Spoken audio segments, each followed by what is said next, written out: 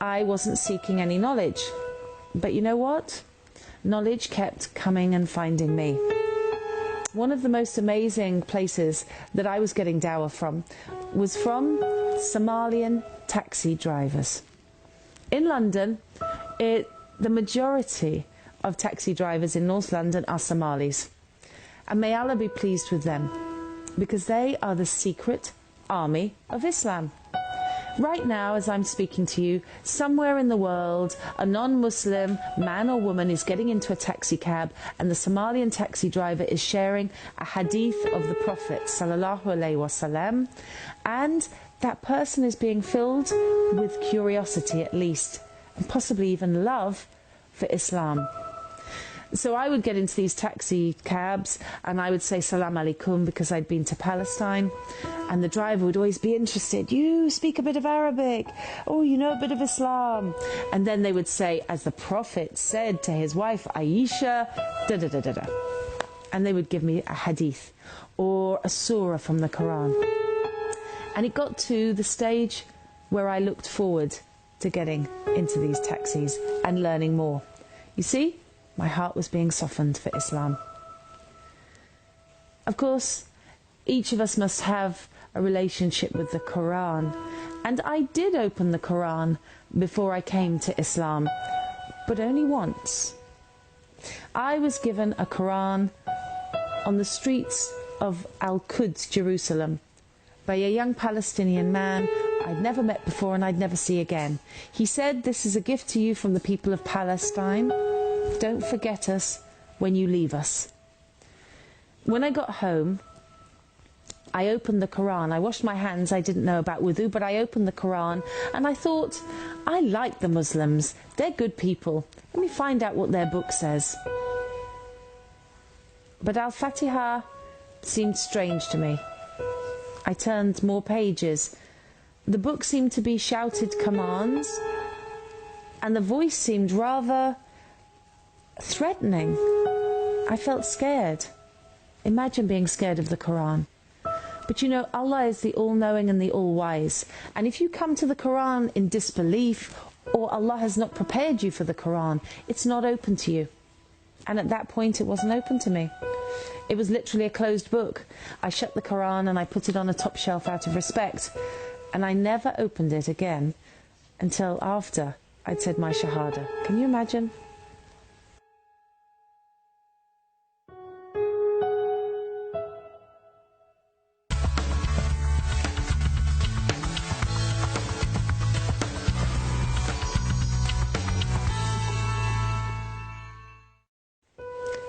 In 2008, I got an email that would change my course of my life again.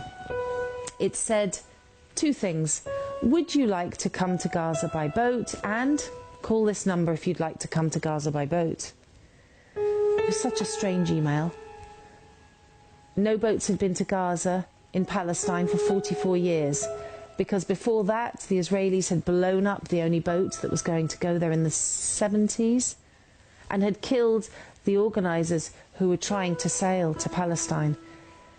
But in 2008, a group of women from America started the Free Gaza movement, and they invited people around the world to break the siege of Gaza. A cruel, illegal siege, inhumane. The two boats left from Cyprus, and guess what? I was on one of the boats. I did call that number.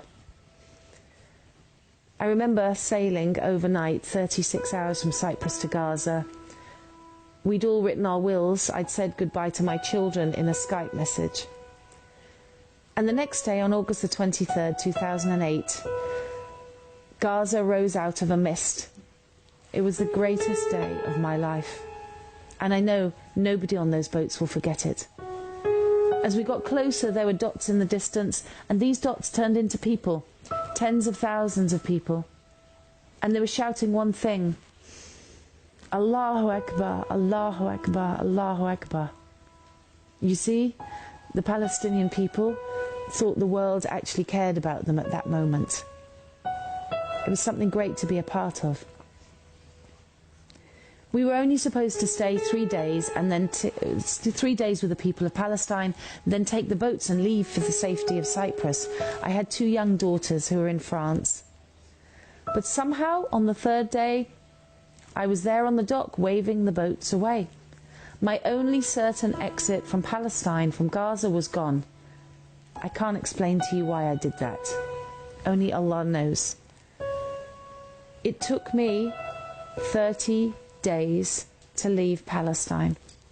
The Israelis wouldn't let me leave Eretz crossing, and the Mubarak regime guards would not let me leave through Egypt. I was trapped. I was trapped in Ramadan, in Gaza, with Muslims under oppression.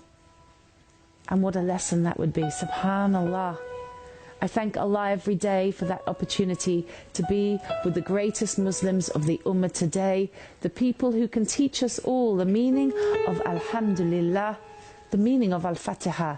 That's in Gaza right now. I remember one night I went to have iftar with a very poor family in a place whose name I remembered, Rafah, the refugee camp where you may remember Faris Odeh had come from. A woman opened the door of a room in the refugee camp and she said, Assalamu alaikum rahmatullahi wa barakatuh. She seemed so happy I couldn't understand it. When I went in, she lived in a hovel. I asked her, why do you fast in Ramadan? It makes no sense to me. Your God makes you hungry. Your God makes you thirsty.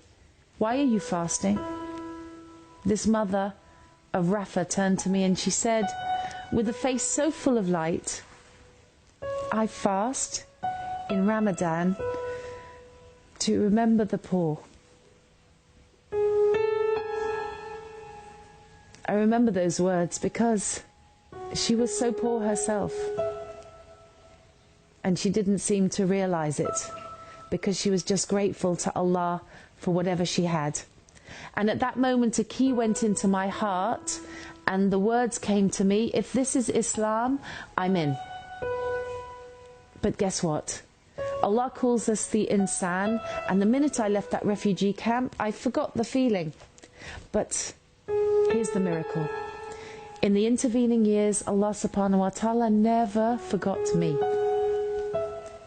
2 years later, I went into a mosque during Ramadan and I said a simple prayer, and as I sat down, I was surrounded by such immense peace and joy that I knew Islam was the truth. 7 days later, in London, I went into another mosque and I said the words, La ilaha illallah Muhammad Rasulullah, and I became a Muslim. And now, this is my 2nd Ramadan, and my daughters are fasting with me, and our life is one of completeness and gratitude. Gratitude to Allah for guiding us to this beautiful faith, and gratitude to all of you for being my sisters and my brothers. So I make dua that, like me, you will today recognize that Alhamdulillah is the strongest word we can be saying. Because you and I, we have freedom. You and I, we have children who are well. You and I, we have Islam. So please, remember to thank Allah every minute of the day for the blessings He's given you. Assalamu alaikum wa rahmatullahi wa barakatuh.